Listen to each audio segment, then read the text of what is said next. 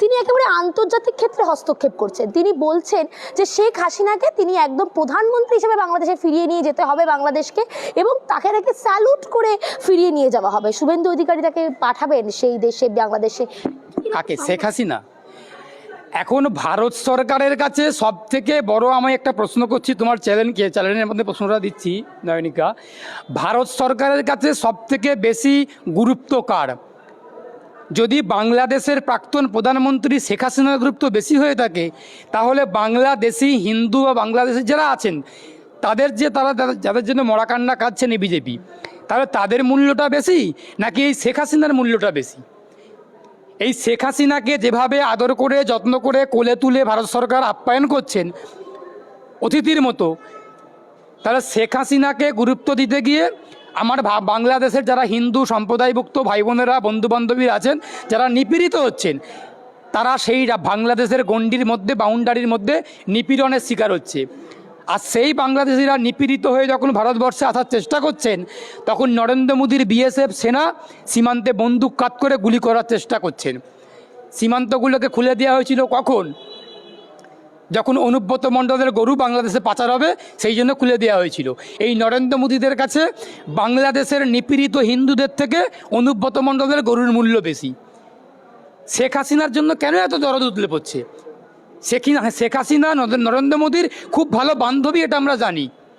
আমাদের প্রধানমন্ত্রী নরেন্দ্র মোদী, বাংলাদেশের প্রাক্তন প্রধানমন্ত্রী শেখ হাসিনা, দুজনের খুব ভালো আঠার মতো সম্পর্ক, খুব ভালো একটা বন্ধু বান্ধবীর সম্পর্ক, এটা আমরা জানি।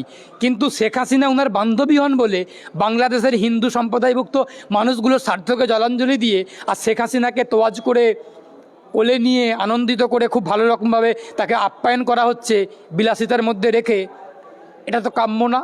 185 বছরের পুরনো মসজিদের ওপরে এবার আক্রমণ হলো। একেবারে দেখছি আমরা নুরি মসজিদ, ফতেপুরে, উত্তরপ্রদেশ। সেই নুরি মসজিদকে যোগী সরকার ভেঙে গুড়িয়ে দিল। তাহলে সেই সংখ্যালঘুদের ওপর আক্রমণ, সেই মসজিদ ভেঙে দেওয়া, কি বলবেন? তাহলে বাংলাদেশের সঙ্গে আমাদের পার্থক্যটা কি থাকলো? নয়নিকা, বাংলাদেশ নিয়ে যেভাবে মানে এখানকার এই ভারতের বিজেপিরা যেভাবে উঠে পড়ে লেগেছে, লাগাটা স্বাভাবিক। কিন্তু যদি শুভ বুদ্ধিসম্পন্ন মানুষেরা প্রতিবাদ করতো সেটা মেনে নেওয়া যায়। কিন্তু যেই বিজেপি এই ভারতবর্ষে সংখ্যালঘুদের ধর্মস্থলে আক্রমণ করছে, সংখ্যালঘুদের জীবন জীবিকা সম্পদের উপর আক্রমণ করছে, যেই বিজেপি এই নুরি মসজিদ ভেঙে দিচ্ছে ফতেপুরেতে, যেই বিজেপি বাবরি মসজিদ ভেঙে সেখানে, সেটা নিয়ে আমরা কিছু বলছি না, যেহেতু আদালতের রায় নিয়ে হয়েছে। শুধুমাত্র তো ওটা নয়, একের পর এক মসজিদে আক্রমণ করা হচ্ছে, একের পর এক মাদ্রাসা, মক্তব, মাজার সব কিছুকে ভেঙে, দরগা ভেঙে দেওয়া হচ্ছে, দখল করার একটা প্রসেস পদ্ধতি শুরু করেছে। সেই বিজেপি বাংলাদেশের চিন্ময় কৃষ্ণ ঠাকুরের গ্রেপ্তারি নিয়ে প্রতিবাদ করছেন, কথা বলছেন, আবার বাংলাদেশের সংখ্যালঘুরা আক্রান্ত সেই নিয়ে কথা বলছেন।